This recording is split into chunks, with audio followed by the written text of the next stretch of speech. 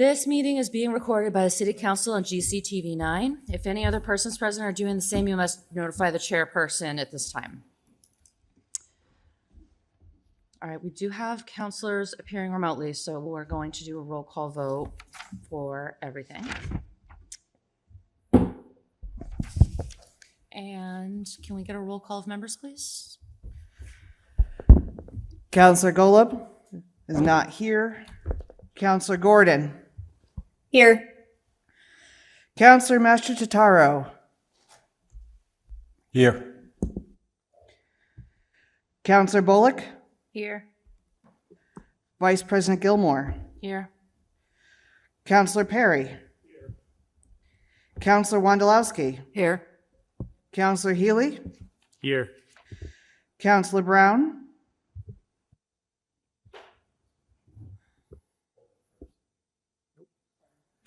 No. Here. Counselor Garrett.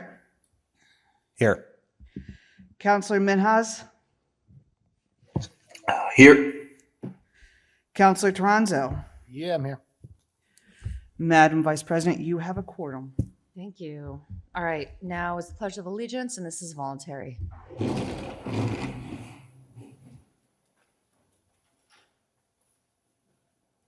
pledge allegiance to the flag of the United States of America and to the republic for which it stands, one nation, under God, indivisible, with liberty and justice for all.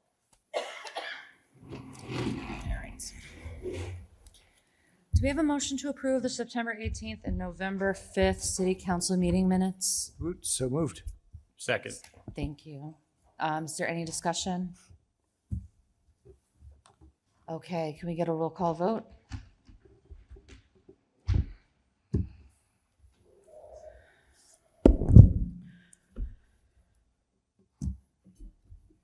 Counselor Golub and Gordon are not here. Oh, Counselor Gordon is here. I apologize, Counselor Gordon.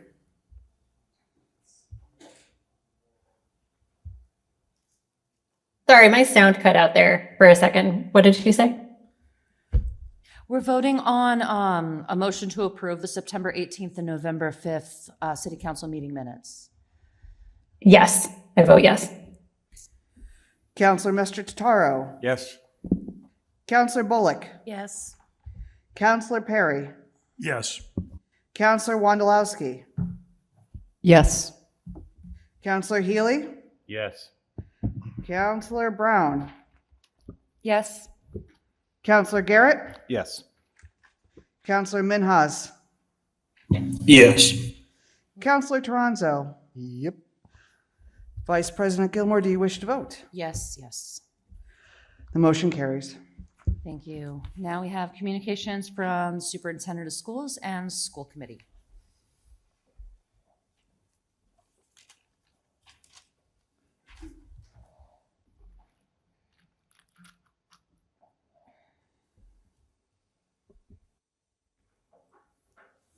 Good evening. Two updates today. The first is on Green River School. At the September school committee meeting, all of the items that remained in the building were declared surplus. And after the 2 weeks of that declaration, we have a thing that goes out to city departments and community members if they wish to acquire any of the surplus items. We did have community members from Jadook and the Boy Scouts who did reach out and acquired some of those items. And then the district worked with a local contractor, Parity Builders, to remove the remaining items from the building. We specifically sought out a general contractor locally who recycled construction materials. So they did all of the construction material recycling along with the metal, so that was positive. The remaining materials that the district needs for redistricting have been moved to all of the schools in district, and some have been moved to storage because we will need them in the redistricting. And I'm happy to say that as of Monday, the building is officially empty and is being turned over officially to the city to engage in the next steps that they wish to do with that building. The second update I have is just on the Department of Elementary and Secondary Education site review. In August, we were notified that Greenfield Public Schools was chosen, and there is a short version as well as a full comprehensive version. We were lucky enough to be chosen for the full comprehensive site review. So they gave us options of 3 weeks to be visited and evaluated and interviewed, and this week, Monday, that started. Prior to that visit, though, the assistant superintendent and myself, we had to meet with the research team that conducted the visit. We met with them 6 times. We had to upload over 150 documents relative to curriculum and instruction, human resources, hiring practices, budgets, school committee agendas and meetings, educator eval, etc. And that was documentation they wanted for the past 2 to 3 years. Additionally, the research team has been on site all week, as well as conducting interviews in person and virtually. They have interviewed numerous stakeholders: the mayor, school committee chair and vice chair, teachers, students, families, principals, business office staff, the assistant superintendent, and myself. They also have been in buildings all week conducting classroom observations of all 5 schools, elementary, middle, and high, and they will finish up Friday afternoon. We expect approximately a 4-month turnaround for their report, and we're hoping to have it by April when we work with our SSOS team to plan the district prioritization for the 2025-26 school year. So thank you. Does anybody have any questions? Yes, Councilor Healy. In regards to DESE, is there like a turnaround for their report or comments? So they indicated that hopefully by early February they'd send the draft, and it's really just to fact check. And then after the district has an opportunity to fact check, they said hopefully by April we would have the finalized publishable report to share with all of the stakeholders. Thank you. Yep. Any other questions? All right, you're getting off easy. Just the one. All right. Communications from the mayor, city officers, and employees. Good evening, everybody. Can you hear me? Yep. Okay. So I'm going to start with Veterans Day. We were blessed with a very warm, sunny day for Veterans Day. Great turnout. Several city councilors were there. Special shout out to Krista Mers and the entire staff of the Veteran Services Department, the Greenfield High School band who played, and also the Moose Club who hosted a warm, welcoming reception after with coffee and pastries for all participants. On December 6th, we'll have the annual tree lighting at 5 p.m. and I'd like to thank the DPW who spent weeks hanging the lights downtown. It's quite a project to watch, and thank you to them. Finance Department's updates. We are continuing our search for treasurer collector, and very grateful to Stella Chan, who stepped into that role on a temporary basis. Steve Nemberkoff, as I think you saw, will be joining us on December 1 as CFO. He's known to many of you. He's spent his career in municipal finance and has worked for the city in the past. He has MC PPO certification and is an attorney. And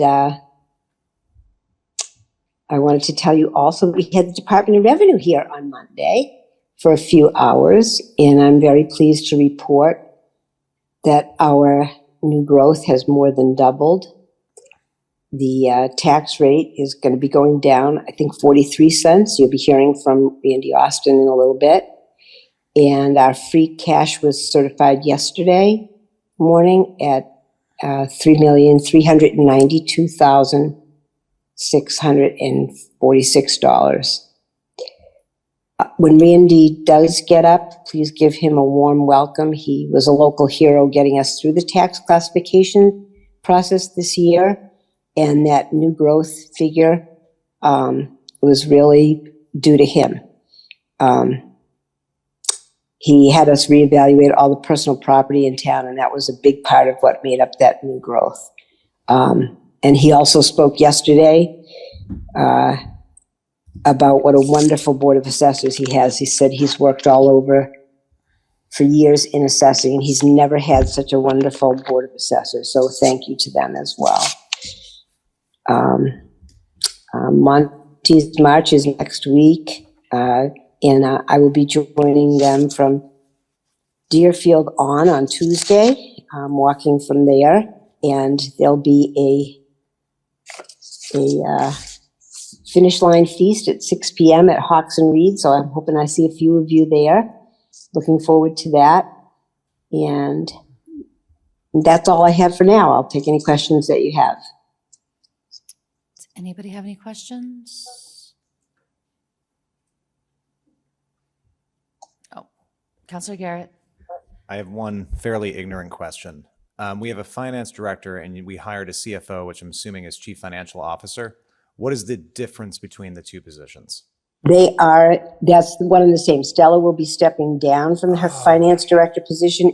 That was a great question, Counselor Garrett. I'm sorry I didn't explain that. She'll be stepping down from that as of December 1st, and Steve will be stepping into that role. Thank you.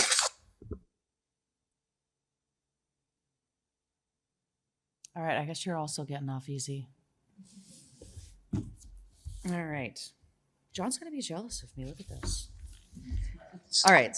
So no further questions for the mayor. We didn't have any other city employees who were invited this month, so we're done with items 7 and 7A. Next, we have public comment. Did we have anyone sign up?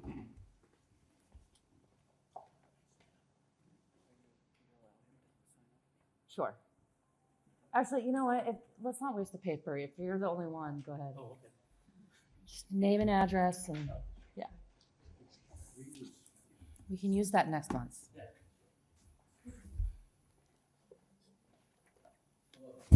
Hello. You're off again. Oh, okay, thank you. David Moscaratolo, 43 Country Club Road. Speaking as a private resident tonight, not the Public Safety Commissioner. So 1 a.m., 2 a.m., 2:30 a.m., 3:30, 3:45, 5 a.m. These are the times that my wife and I have been woken up almost every morning for about a year and a half. So my neighbors on Davis Street adopted roosters and chickens, which I'm fine with, the chickens. But the roosters in this residential area, to me, seem to be unjustified and a problem. I've talked with my neighbor. It is the church across behind my house. I'm on Silver Street, there in Davis, Assembly of God. And the pastor, when I confronted him, told me that he took them from a parishioner, that his parishioners are very important to him. And my comment was, well, your parishioners probably, if they live right around the corner in a suburban area and they don't have 5 acres of land, and they're probably violating the ordinances, and now you've adopted them. Now they have 8 or 12 acres of land, but their house is registered with the city as 3.8 acres of land. Their church is the rest of it. The planning department says that doesn't matter. I feel like it does matter. It's under the 5 acres of land. Either way, I don't think any suburban house needs to have a rooster. I can see the urban residential areas and the farming areas, but in the suburban area, I don't think there's any farms in that area that actually need to have chickens roosters and have a thriving business in the suburban area. So that's why we wrote the petition and we got signatures. I know it's complicated. I know there's state laws, but my neighbor is I'm trying to be nice. I'm trying to be reasonable. I'm a reasonable person. But he tells me that hopefully with the grace of whatever, that the noise will become numbing to us. That's his statement. So I think that's pretty unfair. We all live in Greenfield. We all want to get along. I certainly want to get along. But I think it's a little bit unfair. 5 acres of land is great. But if you have 5 acres of land, there's no laws that say you can't put your chicken coop 80 yards from your neighbor's bedroom. And that's the situation that we're in. It's great that he has 5 or 10 or 12 acres, but he decides to put his roosters underneath his back porch, which is not even a real chicken coop. And they're right at our bedroom window. So, I'm trying to get along with him, but it doesn't seem to be working. And it's quite frustrating when you work really hard all day long and you just want to get a good night's sleep. And I'm a light sleeper. So once I'm awake, I'm awake. So that's why I wanted to just explain why I put that forward to you. So I thank you for you all listening and for the time you take to serve the public. Thank you. Thank you. Any other takers for public comment? Go ahead.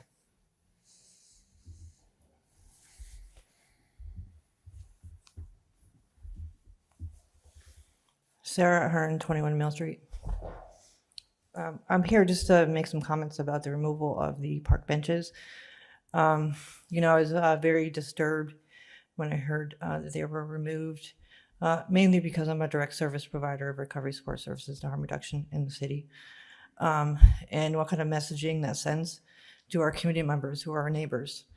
And when we take away community spaces for a specific class of our population, what messaging does that send? Most of those folks are unsheltered and do not have spaces to go during the day. The library is also a topic of conversation with, folks saying that there's problematic behaviors happening in the library as well. And I'm not here to point fingers at anybody, but it's about the messaging, and I see it as an opportunity to look where we could be doing better. I work with a colleague of mine, is a lieutenant in the Winthrop Police Department, Sarko Gregorian, and he founded the CLEAR program. And what he talks about is the service side of policing. And that's the 21st century model of policing, which is the guardianship side of policing. It's an opportunity to continue to develop those relationships through the community impact unit that is part of GPD now. Getting to know these folks, building those relationships, continuing to build them so that we have officers that will spend time downtown, walking the beat like they did when I was a kid, getting to know these community members better so that when things come up, they're seeing them every day and not just when a call is made for problematic behavior, but also the community members know that the police department is there to also enrich their lives and protect spaces for them as well. Because the park benches and the chessboard are for all community members, not just the ones that we don't want to see or hear. Thank you. Thank you. All right. Public hearings. Councilor Toronzo, are you ready for us?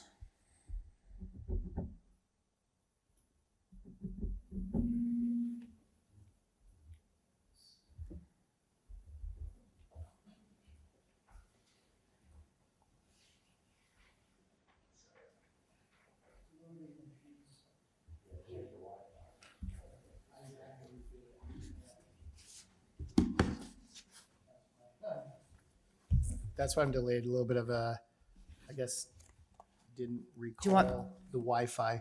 Do you want it from my paper copy? Oh, that'd be awesome. I hate looking at a computer screen.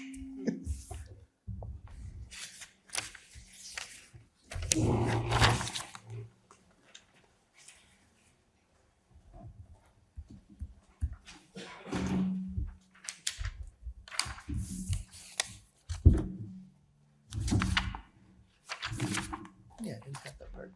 All right. Public hearing in accordance with the Home Rule Charter of the Greenfield City Council. The public hearing on Wednesday, November 20th, 2024 at 6:30 PM at John's On Community Center, 35 Pleasant Street, and Zoom, to receive public input on the following: to appropriate $150,000 from Capital Stabilization Fund for the purchase and installation of a public safety data center, an FY25 capital request. Repurpose $197,000 for design and emergency repairs of the electric light and power dam.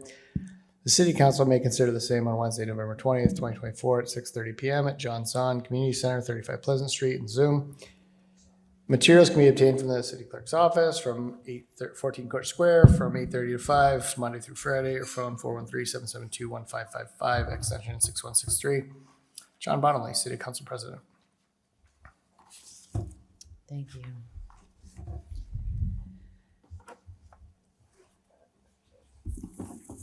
All right, so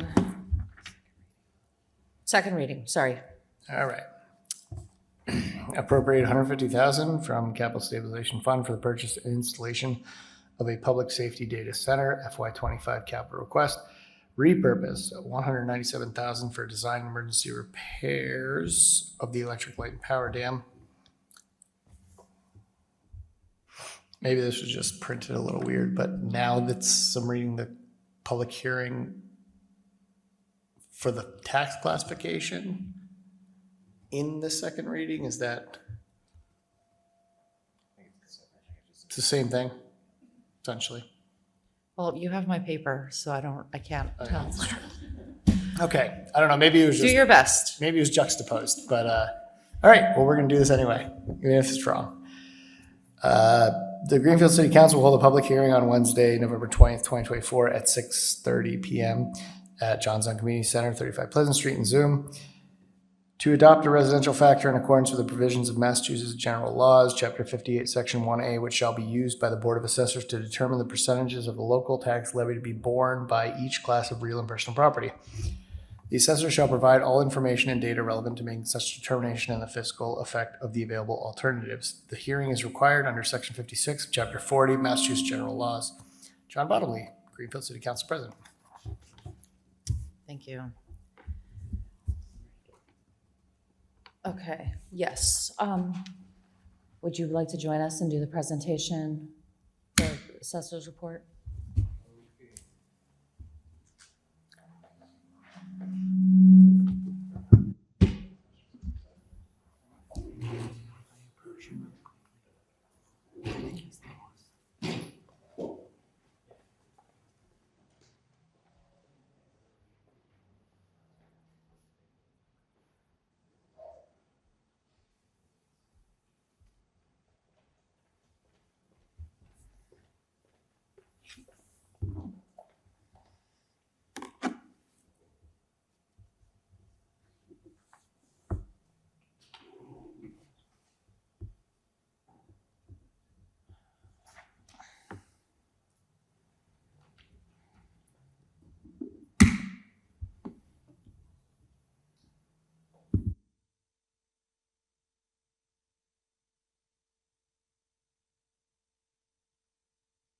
Excuse me, could you put your microphone on and start over? The folks joining us at home won't be able to hear. Hi, sorry about that. We are here for the property tax classification hearing according to Mass General Laws, Chapter 40, Section 56.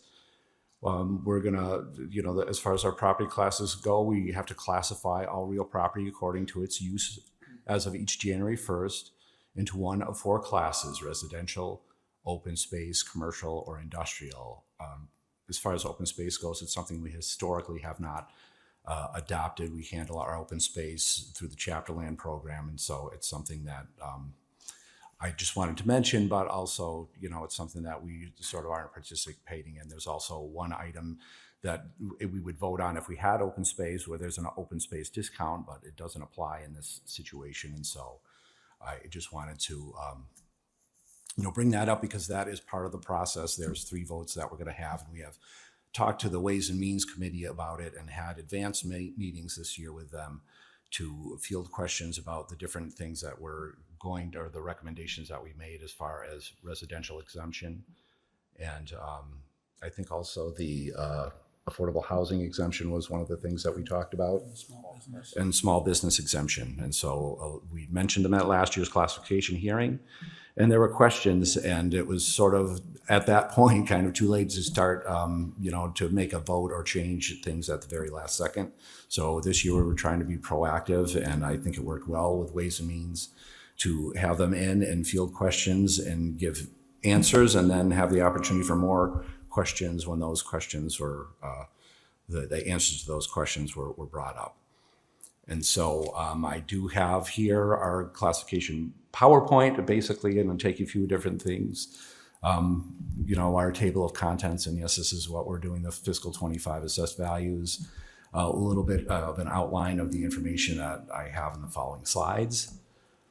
This is our notice, and I hope I have all of the counselors identified correctly with their correct precincts. Hold on a minute, Randy. It's not coming up on the screen over there. It is not. It's working here, darn it. Let me see. The screen is being shown over there. It says it's Randy. Yeah, it says it's mine, so I'm going to try to reshare.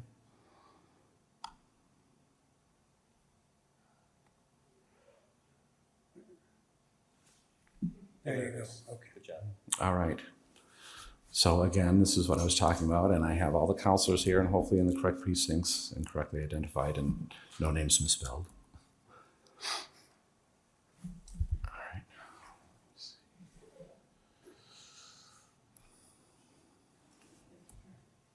Doesn't want to advance.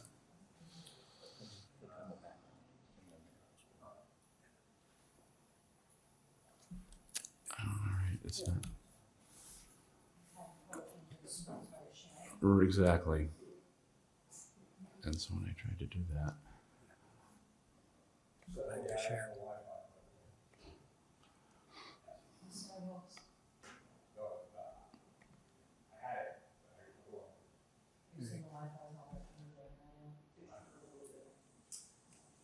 all right, so just leave it at that size. Yeah, I think if you hit function F5, that'll make it a full screen. No, sorry. Okay, then go to slideshow. There you go. It was then that's when I have the disconnect. It's extending the screen and stuff. Is that right? And so I'm just going to leave it in this because this way it's working. So again, our notice of the classification hearing, and then we have some of the valuations that we came out with, and now this is a comparison or just information about the values by classification: residential, commercial, industrial, and personal property, and then the total value, as well as the examined value, and then the absolute total value for the whole town. And it's displayed so you can see for the last five years where we've gone. So yeah, in 2020, we're basically up, $1 billion, or well, I guess it was not $1 billion, but $500,000 anyhow. So yeah, this is what we have for the total value of the town. And then this is just a pie chart showing the different classes of property and the percentage. So we're 75% residential, and then the mix. We don't have as much industrial, and personal property makes up a good chunk of the value too.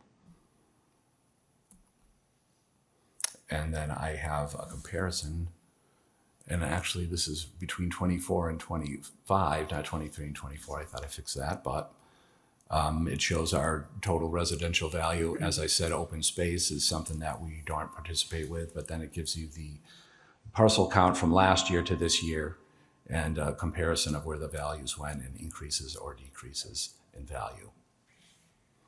And actually, I haven't stopped yet, but if there's any questions at any point that anyone has, please interrupt, or by all means. So just looking at that chart you're on now, it looks like the parcel difference is 2 properties. So we've gained 2 residential properties in 2025. The assessed value difference is $62 million. So what I'm buying from that is you've reassessed every home in Greenfield and each home, if you look at the 5909, has increased by about $10,000 in value? Or is it just you've done part of Greenfield and not all of it? Where's the extra $69 million coming from? So the changes in value, so we did make changes in value and adjustments of value according to what's going on in the market and what the sales told us. So I don't have to go to anyone's house individually and inspect it to increase their value every year. I'm doing things en masse, and I'm looking at all of the ranches. Some ranches have sold. Your ranch may not have sold, but what happens with those other ranches is affecting your value. If I see that they're selling for more, then I'm going to make a change to the tables in my database that increase the value of that according, to the percentages and what the statistical data is telling me I have to. And this is all monitored by the Department of Revenue too. It's just not an arbitrary thing that I get to do, and no one's double checking me. And so, there we have a 2 parcel difference, but we might have had some that were no longer residential and now they went to land. So it doesn't mean straight, hey, we just got 2 new houses. And so I just wanted to bring that up. As far as the parcel count, it's not a true, you have to see all of the numbers to know exactly, what happened as far as what used to have, what was formerly a 101, a single family home, and is now a 130 because the home was demolished or whatever the case may be. And now it's just vacant but developable land. And so I just wanted to bring that up about the parcel difference. So as a follow-up, when you reassess somebody's home, are notifications sent out to those residents saying your home value has been reassessed so they at least know to expect a higher tax bill? And that's part of what we're doing right now. And so there's more of a public disclosure when we're in a reval year, there's a public disclosure time. So in the past, we would do a reval and it was every 3 years. And that was when you would do your adjustments to value. But in early 2000, they realized that the real estate market was moving faster. And when you waited that long, that you're leaving tax dollars on the table, and then it meant you had to do a larger increase than you maybe really wanted to. And they started doing what they refer to as the interim reval. And so we are adjusting values every year. There is a cyclical review that goes on, and it's our responsibility to inspect every home every 10 years. And some of the residents of the town received a questionnaire that was sent out by the consulting group that we work with, and that was taking care of that. And it was a survey asking for information because, like I said, every 10 years they want us to go to every property and inspect it and make sure that our data is up to date. Thank you. And so, just a comparison between what happened with those different classes of property. And you can see, where there were increases. And, the larger increase was personal property, so I'll talk about that. And we did, I had seen since I arrived in May of 22 that there were indications that personal property needed attention. And then my board members, who I was complimenting earlier about how healthy they are, helped and went out and basically did an inventory. I gave them, here's the list of the businesses that we have in our system. Go and walk the streets and see what you find. And it kind of confirmed what I was concerned about. And we found many more businesses out there than we actually had recorded in our system. So we also have a $10,000 exemption. And so not every business that was missed is one that's going to end up getting a tax bill. If your personal property doesn't amount to more than $10,000, you're not receiving a bill because of an exemption that was voted in here in Greenfield. But we did see that it needed attention, and Mayor had mentioned it also, that it was part of our new growth. And so it was something that I had been concerned about. And then when my board members went out and we went into one precinct and found 91 new businesses that we didn't have. And overall, it was, over 300 businesses in town that we didn't have properly recorded. So we're not giving all of those a tax bill, but it is our responsibility to know and keep track of it in the assessor's office. So it needed attention. My board members helped me to verify that it did, and we were able to use ARPA funds to help fund the project of having an outside group come in and do an entire inventory of all the personal property in town. And so that's why we're seeing a 23.9% increase in that category. And that was also responsible for about $240,000 worth of growth. And so then I also wanted to provide some information about the mean and median single family value. So the mean is the average and the median is, well, from high to low, what's the, you have 300, what's number 150? And just to kind of show the comparison, I couldn't give really an estimated tax amount, although I think when I did it, so we're expecting that the tax rate is going to go down. And I don't have the exact number, so it might change by a penny or two. But right now, my estimate is that it's going to be $19.95. So that's 44-cent decrease from 2039 and what our tax rate was last year. So the average single-family tax bill, I think, came out to about $5,700. So it did go up, but only a little bit and a smaller percentage than in previous years. And so that was another thing as I went through my examination of sales and my analysis of data. I felt that raising the average single-family tax bill by 16.5% in 1 year, and then the following year 10.5%, was a lot for the people of the city of Greenfield to absorb. And with our tax rate initially going down to $2.67 from $22.32 to $19.65, the 16.5% didn't hurt as much. But then when 10.5% went and we increased the tax levy by $4 million, and the tax rate went up, by 74 cents, I heard from a lot of people in Greenfield in January, and a lot of them were seniors on fixed incomes. And I just felt that with inflation and everything that was going on, we needed to make sure that we did everything we could to just raise values only what was needed. And with additional staff this year, I was able to give more attention. Unfortunately, we had another loss in staff, but we're doing our best to keep running, and we have some potential candidates that we're hoping will work out. And so, any questions on the single family values? Okay, and then here's a little bit of a history of the way things went and the percentage change. Our total value and then the average value. I'm not sure if you're seeing that. Yeah, okay. And then again, the tax rate now I'm anticipating will be $19.95, and the average tax bill about $5,700, and so a moderate change compared to the previous year. And then for commercial industrial, and you can see that the average value did go up, and so that I didn't run the math to see exactly what the impact would be, but I did raise the commercial and industrial values a little bit more. Actually, I think just commercial and not industrial a little bit more than I did residential. The land the sales showed that our land values needed to increase, and that was the larger part of the increase that was done this year. There were some slight values to the different building values that we have in town, but for the most part, we tried to keep everything to a minimum, and we were able to get our approval through the Department of Revenue with the statistics and the information that we had from the sales from calendar year 2023. We also have personal exemptions that we grant every year. It's something that we're always trying to do awareness on. And maybe this would be a good time to mention some of the things that we're doing for awareness. Regarding personal exemptions, we've been talking about having something here at the center about an Ask the Assessor night, and also where we're going to be promoting personal exemptions. And so that ended up getting complicated and keeps getting postponed. But what I decided I think that we should do, and the board is behind it, is that we are going to have the Ask the Assessor night of about January 12th, the second week in January.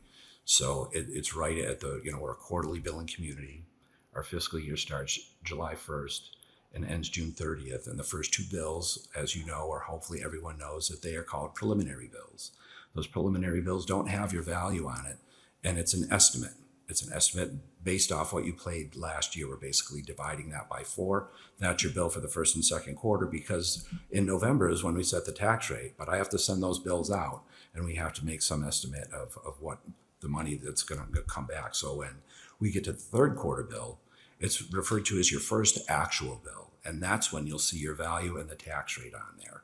And there's the breakdown. And that's also when you have 30 days, if you do not agree with your value, to apply for an abatement. And we can do something about your tax bill. It will take a closer look at your situation. So we're certainly not we don't want to invite everyone to dispute their tax bill, but we also want to make ourselves available at the best time of year for you to actually have something done and make an impact on your tax bill and what you're paying. So it's sort of an awareness campaign because everyone should really know this explanation that I'm giving about quarterly tax billing and how it works. And also part of that is that you can never take that estimated tax bill that you got in the first and second quarter and multiply it by 4 and say, well, that's my tax bill for this year, because it's the preliminary and it's the second half where there's any adjustments to value, you're going to see the difference made up. And so you also can't take your third and fourth quarter bill and multiply that times 4 and then say, well, Randy, what are you doing to me? Because the chances are it's going to be a little bit inflated. You have to look at both of those quarters together in your total value divided by 1,000 times the tax rate. And actually, yeah, so another awareness thing, or go ahead and take over, actually. I just want to say that the outreach night that Randy is speaking of, we'd like to do it here right before the city council meeting on that day so that more people might be here. And it might be easier for people to come to to hear us and to talk to us about their taxes and then come to the city council meeting right after. So that's what we're going to try and arrange. And like Randy, I think you said the 12th. Well, and that was, I just picked out a date. I didn't really look at the calendar, but the second week in January is when we're going to, and so the meetings are usually on a Wednesday. So that's a proposed date that we're going to have it. Hey guys, if I could just.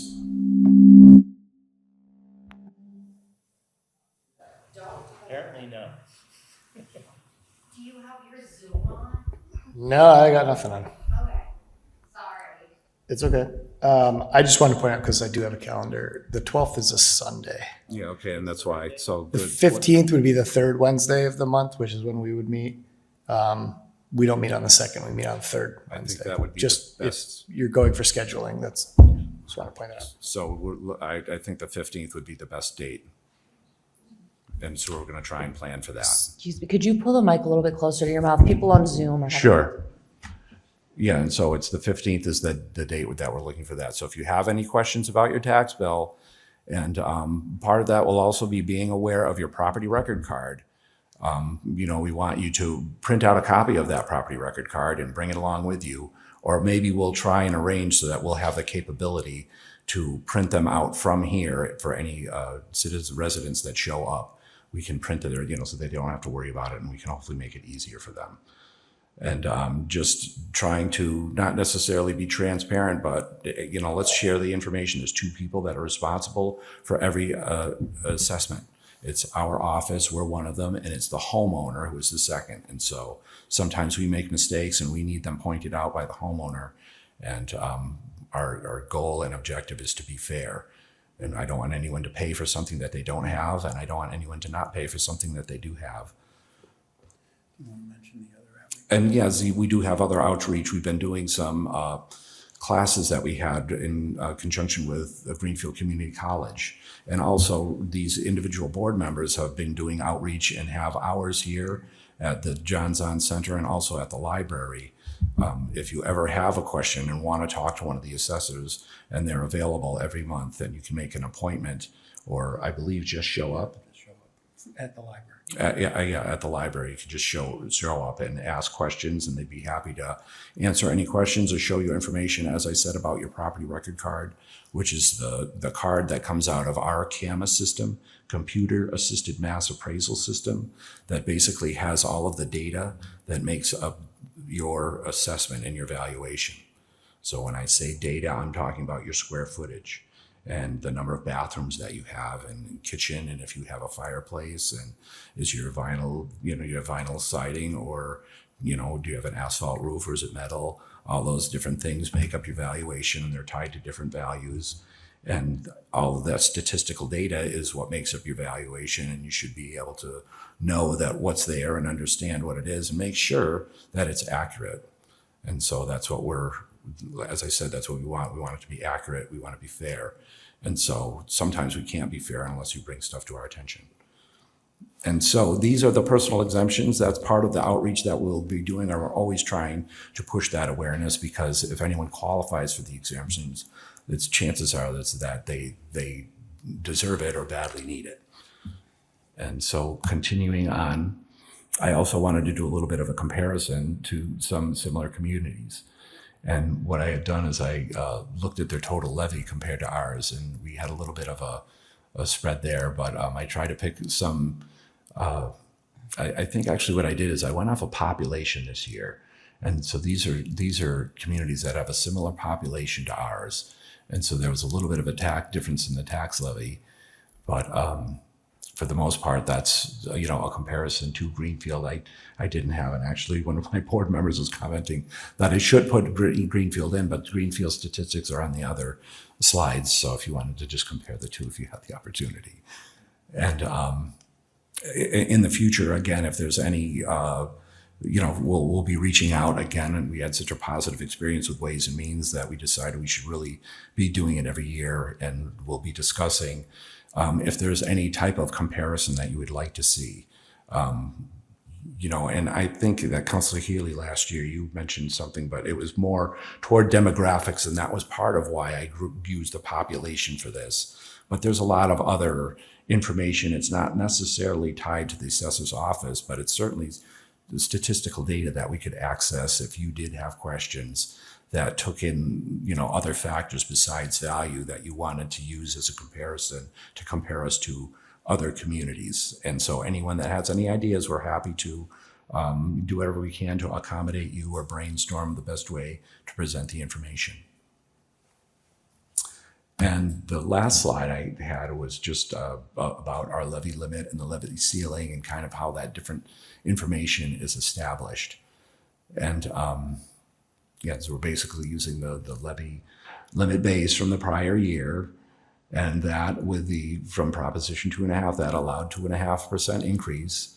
Our new growth, which this year was really good, $641,548. Amended new growth, which was growth that we realized late in the fiscal year last year, and all of those total up to our new levy limit of the 42,304. And so another thing I just wanted to bring up is, our total budget. So you are all on the City of Greenfield Council, and the City of Greenfield, if you think about it, it's like a big corporation, and you're on the board, and our budget's $85 million this year, and that's what you guys are all responsible for. And so I just wanted to kind of bring that out, as that's the magnitude of everything. We talk about the budget and how much money we're spending. It's all tied into what we're doing now, and the product of all of that is the tax rate and how much everyone has to pay. And so I appreciate that we have so many of the counselors here tonight. And then actually, the commitment and the good questions that we had from Ways and Means when we did that outreach and the proactive question answering prior to getting to this point. Thank you so much. Does anybody have questions before we move on? I do have one question. The presentation that you just showed us, is that on the city website? It will be. It will be. That was going to be my follow-up. Thank you. Mm-hmm. And so we do have, and I don't have them with me, but we have the other recommendations, and we have them all worded appropriately. I unfortunately did not, because part of what we have to do now is we're going to be taking a vote. I'm not sure if I'm running that or if that's something that you're doing, but we did make recommendations to Ways and Means, and I guess maybe Councilor Duranzo will be, you'll have those and ready, prepared with the correct language.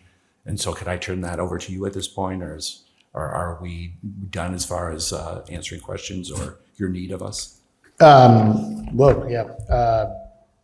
I think we're all set as far as the presentation, because this is part of the hearing, correct? Mm-hmm. we are going to be bringing these back up later today for a motion to approve on those three, same ones we read last night at Ways and Means that you heard as they were worded. And as I asked you last night, nothing has changed from that wording. You guys agreed with those were your recommendations as the orders came into us. And I don't think, shy of any other discussion that would happen later, I think we kind of have covered. Right, another advantage of, the meetings that we had earlier. And so we're well prepared tonight, so. Doing homework in advance is great. All right, well, thank you very much then. Thank you so much. So nobody signed up under the public hearing. Is there anybody who wanted to say something now that we've had the presentation? All right, in that case, I'm going to close the public hearing at, what time is it? 7:22. Great. All right, now on to motions, orders, and resolutions. So we've got mayor's appointments, reappointments. Councilor Bull, can you, or no? Councilor Golub is the chair of that committee. Who else is on A&O who could give the report out for that? Do I have a volunteer? I am. Councilor Gordon, you want to walk us through this one? Sure. I believe that this was positive unanimous. We just had one typo that needed correcting, which looks like it's been corrected. I'm sorry. I'm going to back you up just a little bit. We have to read the motion first, and then if you would kind of let us know what happened in committee, that would be perfect. Right. I forgot that part. No worries. Thank you. I'm on too much cold medicine. Let me just get to the page here. All right. The city council moved that it be ordered. Sorry, I'll turn my camera on. Maybe. There we go. The city council moved that it be ordered that the Greenfield City Council, pursuant to Charter Section 2-10, affirms the following appointments and reappointments by the mayor. Board of Health, Ellis Taylor, term to expire December 31st, 2027. Board of License Commissioners, Randall Bernard, term to expire December 31st, 2027. Commission on Disability Access, Douglas Mayo, term to expire December 31st, 2027. Council on Aging, Margot Townley, Michelle Delicio, terms to expire December 31st, 2027. Elderly and Disabled Taxation Fund Committee, newly established. Jim Geisman, Board of Assessors Chair, term to expire December 31st, 2025. Wahab Minhas, Counselor, term to expire December 31st, 2027. Gary George, term to expire December 31st, 2027. Franklin County Technical School, Barbara Yetter, term to expire December 31st, 2027. Greenfield Redevelopment Authority, Otis Wheeler, Jean Wall, terms to expire December 31st, 2027. Historical Commission, Douglas Mayo, term to expire December 31st, 2027. Mayor's Task Force Against Domestic Violence, Matthew Conway, term to expire December 31st, 2027. Majority vote required. Thank you. And can I get a brief report from the committee? Sorry, I need a second. Great. Can we get a brief recommendation from the committee? Sure, this was, positive unanimous from the committee. We appreciated everyone volunteering. Awesome. Do we have any questions, comments? We're ready to vote. All right, can I get a roll call vote, please? Councilor Gordon? Yes. Councilor Master Tataro? Yes. Councilor Bullock? Yes. Councilor Perry? Yes. Councilor Wondolowski? Yes. Councilor Healy? Yes. Councilor Brown? Yes. Councilor Garrett? Yes. Councilor Minhas? Yes. Councilor Toronzo? Yep. Does the vice president wish to vote? Yes, yes. Motion passes. All right, thank you, folks. Next, there is a resolution declaring a climate emergency. Councilor Wondolowski, would you chaired that meeting for me. I had work on Monday, sorry, guys. Would you be willing to read that and then give the report of the committee, please? Sure, happy to. And do you wish me to read the entire resolution or just the motion? Just the motion. Okay. The City Council moved that it be ordered that the Greenfield City Council approves the attached resolution titled Resolution Declaring a Climate Emergency. Majority vote required. All right, do we have a second? Second. Great, thank you. Was the recommendation from committee? Yes, it was unanimous, yes. Great. Excuse me. Do we have any discussion on this motion? I just want to frame it if that's all right. Please. Yeah.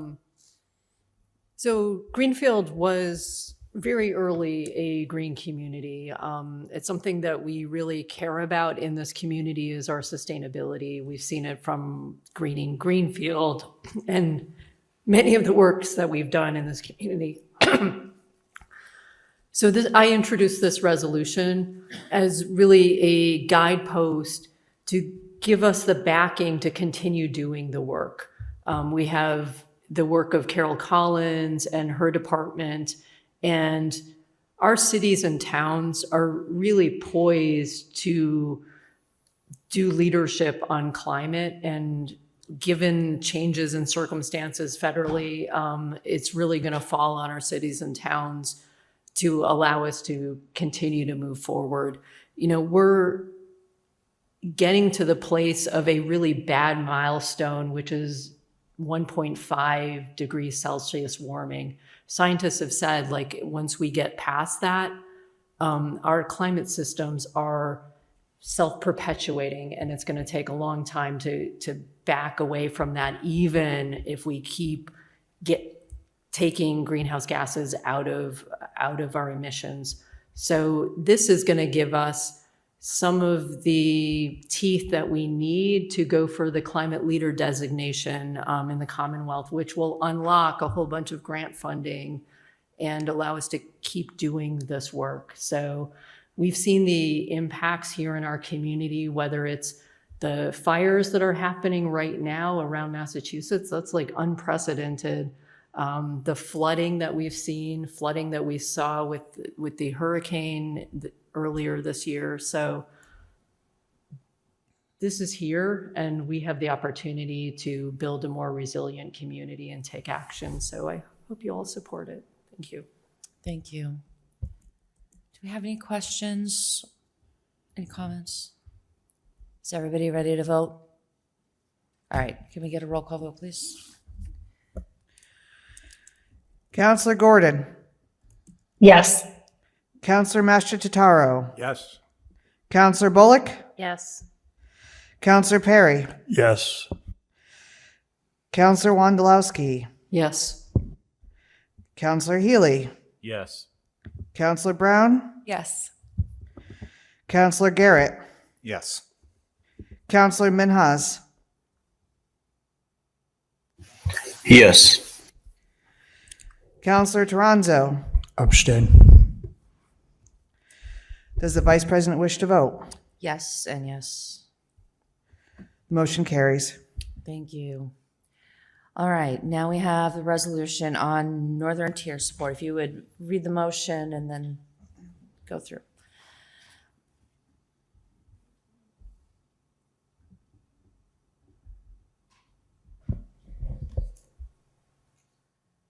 City Council order, City of Greenfield, that it be ordered that the Greenfield City Council approves the attached resolution titled Resolution for Northern Tier Support, majority vote required. Do you have a second? Second. Thank you. And a report from the committee? Sure, this was unanimous and positive. Great. And then was this your motion also? Okay, would you like to speak to the motion, please? Absolutely. So thank you for having this on the agenda, and I hope it ends up passing.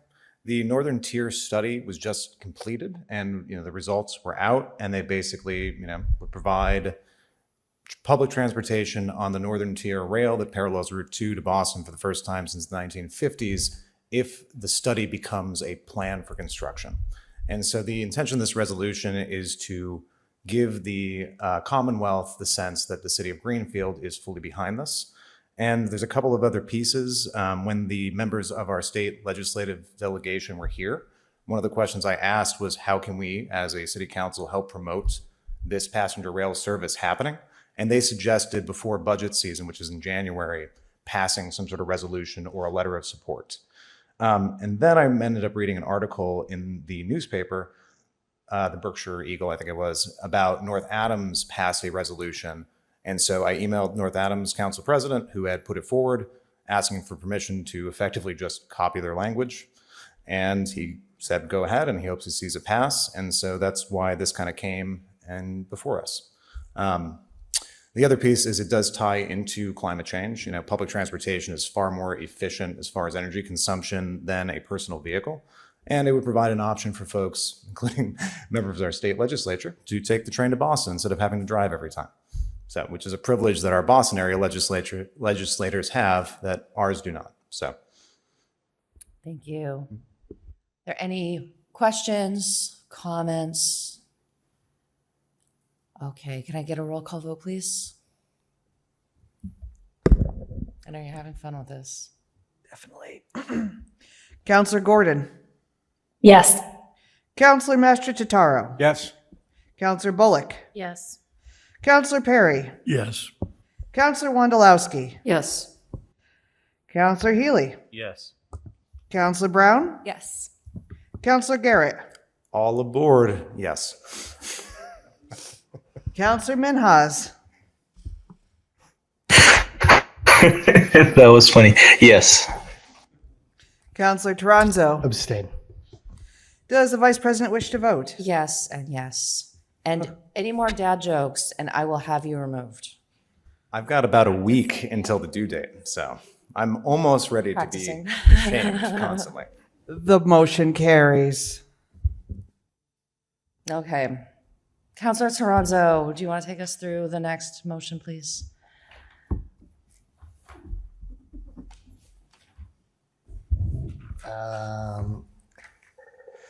Okey-doke. Order number FY 25-016, the city council upon recommendation of the mayor DeSorger to appropriate the sum of $150,000 for the public safety data center.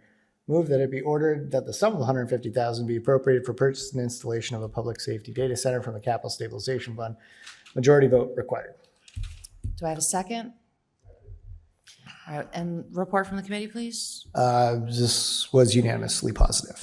Great.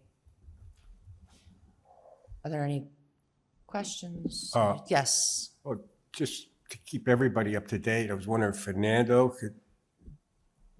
could we ask him up to explain exactly what this entails? Is that okay? Yeah, I right. think that would be fine. Yeah, if you want to come up and kind of tell us what's going on. Thank you. Yes. Any questions? So basically, it is not the building of a data center, is the replacement of our current data center server structure. So it's not really building. That would be a lot more money. So that server infrastructure, it's been around for about 7.5 years. It's end of life, and it houses critical information and systems for the police, fire, and dispatch. It's actually the integration hub for 911, dispatch, and other critical systems like the criminal justice information system. There are many other databases within it, but at the end, it's really the servers that perform those functions. It is critical. Loss of, if something happened to that, it could literally mean the loss of property or life, because it contains thousands of data points that allows our dispatchers to be able to have the information to dispatch fire, police, to the locations that they're needed, with all the available information that they can present to them. Thank you. Yes, Councilor Toronzo. just so it's not coming from me, but coming from you. We talked about this last night, Ways and Means. We already appropriated 132 for this. So this is only an $18,000 increase to what the expected costs were at the time of the original capital. Exactly. Okay. Taking in a look at how the cost of technology have gone up. At the time, I thought I had given it enough money, but it's a lot more expensive. But it's not it is a lot of money, but it's not huge. I just wanted to point that out so people knew it wasn't an additional $150,000 on top of what was already being appropriated for this particular project. Correct. Thank you. Thank you. Did anybody have any questions? All right. Okay. Thank you. Can we get a roll call vote, please? Counselor Gordon. Yes. Counselor Mastrotitaro. Counselor Bullock. Yes. Counselor Perry. Counselor Wondolowski. Yes. Counselor Healy. Yes. Counselor Brown. Yes. Counselor Garrett. Yes. Counselor Minhas. Yes. Counselor Toronzo. Yep. Does the Vice President wish to vote? Yes and yes. Motion passes. All right. Counselor Toronzo, you're up again. Order number FY 25-019. City Council, upon recommendation of Mayor DeSorger and in accordance with Massachusetts general laws, move that it be ordered that the Greenfield City Council approves repurposing in the amount of $197,000 of the previous authorization FY 24-080 for repair design services for the electric light and power dam to design and emergency repairs to the electrical light and power dam. Majority vote required. Second? Second. Thank you. Report from committee? Unanimous positive. We talked with all of the mayor, DPW Director Marlon Warner, as well as 2 members of the CRC last night at our meeting. They were all on the same page. I think the biggest question, due to maybe some confusion in what has gone on, has been the talks about removal of dams. And I was trying to keep Marlo off the hook here if I had the ability to, as it was a really good answer that was explained what that concern might have been. And it's not, we won't be wasting our money, put it that way. We have to resupport the structure underneath regardless of how and if that particular dam gets modified. It's not going to be, it can't be removed entirely. But if there is modification in the future, this isn't going to be like we spent some money now and then we're just throwing it away by getting rid of it later. It is critical. And so that was kind of the report we got. Sure. Sorry. There is a fault in the structure that's like 10 by 10 at this point. It's gotten bigger since they last inspected it. So that needs to get repaired in a hurry because the dam could fail.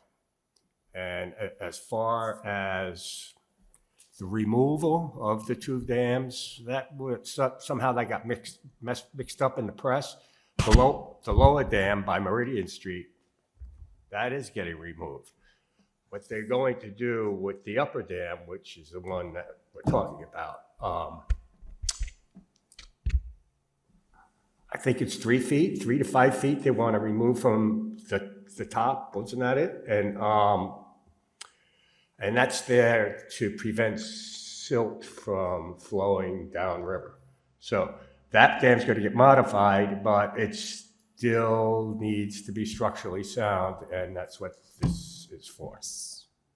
Sounds good. Anybody? Yes, Councilor Garrett. Just in case anybody in the public is wondering, they also have inspected the other dams on the Green River, and they're not concerned about similar structural dangers with those. So that was a question that was asked last night as well. And regarding the silt, it's intended to keep the sewer main and the water main upriver by the Dunkin' Donuts on Main Street, like right up there. That's meant to keep it under the silt so it doesn't get destroyed by flowing rocks, water, all that kind of ice. Thank you. Any other questions or comments? All right, can we get a roll call vote, please?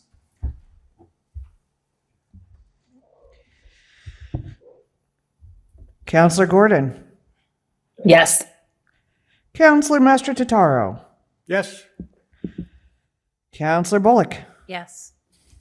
Counselor Perry. Yes. Counselor Wondolowski. Yes. Counselor Healy. Yes. Counselor Brown. Yes. Counselor Garrett. Yes.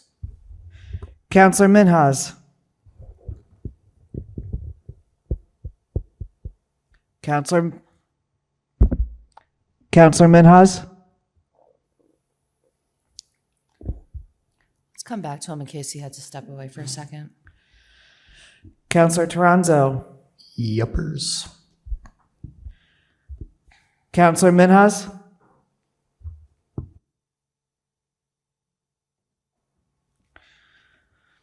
I don't think it's going to change the outcome of the vote. Does the Vice President wish to vote? Yes and yes. Motion carries. All right, so fiscal year 2025 tax classification. We have those three orders. All right.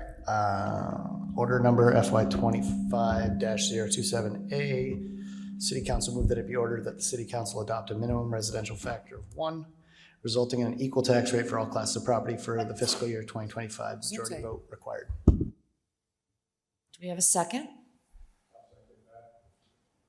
Any discussion? Or sorry, report out This was- first, then discussion. Can I spoiler alert and say the next 3 that they're tied together were all unanimously positive? Okay, great. You're still gonna have to say it when we get to each one. I know. You're not saving time. Are there any questions about this? I did have one question because we were talking about possibly adopting a different residential factor, and I don't know if that is something that's just gonna be looked at next year, or is there? We asked again, we had the great 2 meeting presentation from the Board of Assessors and the Chief Assessor, who had outlined even more in detail than the presentation that you saw tonight. And one of the first questions we raised last night was, has anything else changed? They wanted to get outreach early, which I think is smart and we should do annually or biannually or something. But it's good to have that information up front and ahead, as this does seem to come up to some degree every year. And they confirmed that from the data they had, there wasn't any significant shift in what's happening in Greenfield right now that would change their recommendation to keep these 3 orders as are. I think that if something were to change with the city, development-wise going forward, it'd be more of an option, but it didn't really seem, it wasn't the recommendation of the board. I see Chuck still here. I don't know if anybody wants to direct anything extra towards If you don't mind, I would love to hear. I feel like I got to be part of the beginning of the conversation on chairs. Thank you very much. I don't have the exact numbers in front of me because Randy has those. Thank you. Essentially, the problem in a nutshell is the industrial and commercial value is much lower in aggregate than the residential value. It's more than a 3-to-1 ratio. So what that means is if we change the split instead of just equal, but if we put more of the split onto commercial industrial, it'll make residential taxes go down an extremely small amount, but it will make the commercial industrial taxes go up an extremely large amount. And so it's still up to the council whether they think the decision right for Greenfield, but based on the specific numbers we provided, and Randy actually had the very specific numbers based on the new tax rate at our meeting last night. Excuse me? Yes? I have those numbers that he gave us last night. Oh, I wrote them down. Thanks, Counselor. Again, the ratio is still very strong. And so we shared that information, and then the Ways and Means agreed with our recommendation. Thank you. Wonderful. In case anybody wants to know, if we went with a split tax rate of 1.1, it would lower the residential rate from 1995, which is looking like what it's looking like, right, to $19.29, and commercial industrial rate would go up to $21.95. So it's $2 more per thousand. Thank you. Yeah, I know that this came up on chairs and I just didn't hear the end of it, was all. All right. Did anyone else have any questions, comments? No? Can we get another roll call vote, please?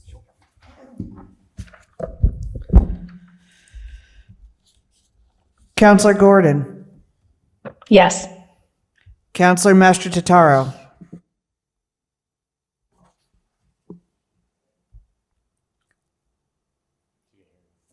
I didn't hear you either. Yes. Counselor Bullock. Yes. Counselor Perry. Yes. Counselor Wondolowski. Yes. Counselor Healy. Yes. Counselor Brown. Yes. Counselor Garrett. Yes. Counselor Minhas. I'm seeing in the Zoom that he left a little while ago and then came back, but it looks like he left again. I'm wondering if he's having connection issues. Oh, thanks for letting us know. Okay, so we'll skip over him for now. Okay. Counselor Toronzo. Yep. Does the Vice President wish to vote? Yes and yes. Motion passes. All right.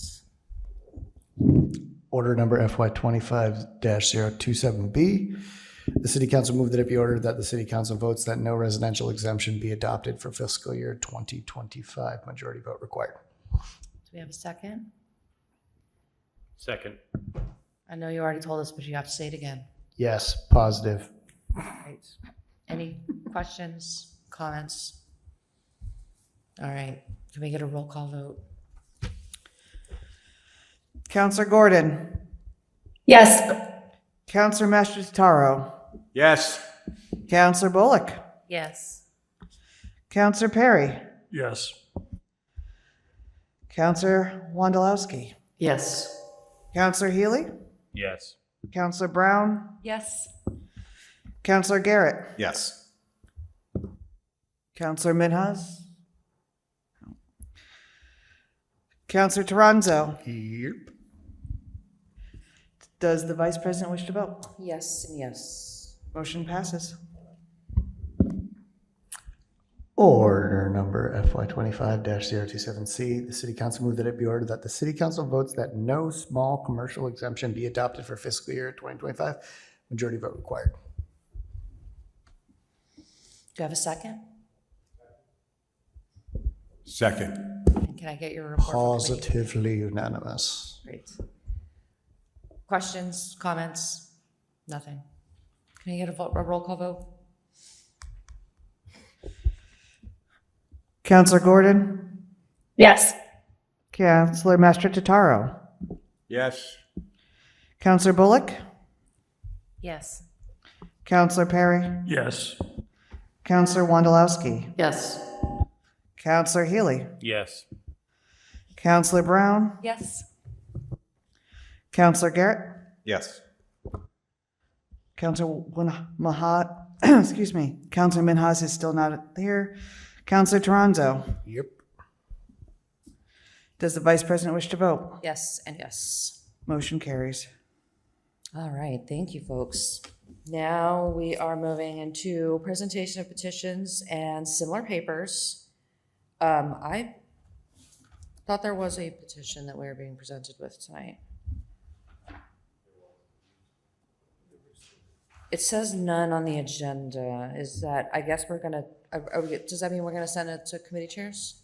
Is it the rooster? Oh, it's under new business. I'm sorry. I was looking for, why is it under petitions? It has to go to, it's gonna go to, for zoning. Okay. So nothing under presentation of petitions and similar papers. Report of committees. It says that there is nothing anticipated by the chair. Unfinished business. We didn't have anything anticipated by the chair. Old business. Nothing anticipated. 15 new business. Councilor Bullock, do you want to take us through this notice of zoning amendment proposals, please? Yep, the following zoning amendment proposal has been submitted to the Greenfield City Council for consideration. Zoning amendment RB, suburban residential, and RA, urban residential, would have no allowance for roosters, no matter the acres. Limited chickens would be allowed 10. RD, rural residential, would allow chickens and limited roosters on land 5 acres in size. Submitted October 10th, 2024 by 10 registered Greenfield voters in accordance with MGL Chapter 40A, Section 5-1. Do I have to read the actual motion too? No, this is just a notice of the zoning amendment. We'll hear this in our December EDC meeting, and we welcome public comment about the roosters. Great. And just so that folks know, just because we do have some new folks in the room, when we have these notices, we let them know just for transparency for the public that it's happening. So we're not going to debate it tonight. We're going to hear from our neighbors. EDC is going to take it up, then they'll bring it to the full council. And so I didn't want people to think that we were kind of squashing it tonight. It's just, this is our notice period. Do you mind if under new business I add one more thing for EDC, which is that our meeting this month, we weren't able to hold it because it was not, the city calendar was down. And so the public couldn't enter if you were trying to enter remotely. So everything that was on the agenda this month will be heard in our December meeting. There was 3 zoning ordinances. Yeah, I know that was unfortunate. You made the right call. I mean, we want it to be accessible to everybody, but yeah, that was unfortunate. And yeah, but we'll hear this month, anyone who planned to attend. Okay, and then we have a first reading. And yep, I see a dollar sign. This is you, Mike. I hate that. Hold on. Sorry, it wasn't ready. Approve memorandum of agreement between City of Greenfield and Mass Cops Local 470 and transfer $32,657.92 from contract stabilization to police salary and wages. Thank you.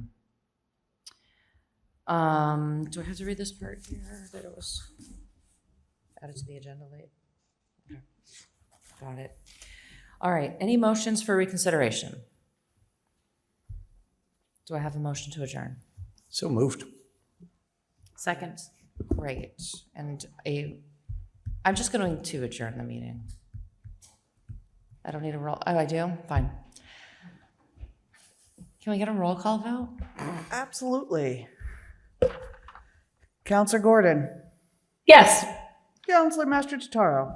Yes. Counselor Bullock. Yes. Counselor Perry. Yes. Counselor Wondolowski. Counselor Healy. Yes. Counselor Brown. Yes. Counselor Garrett. Yes. Counselor Toronzo. Indubitably. Does the Vice President wish to vote? Yes, yes. John is going to be so jealous of me. Look at this. Look at that. All right, we're closed.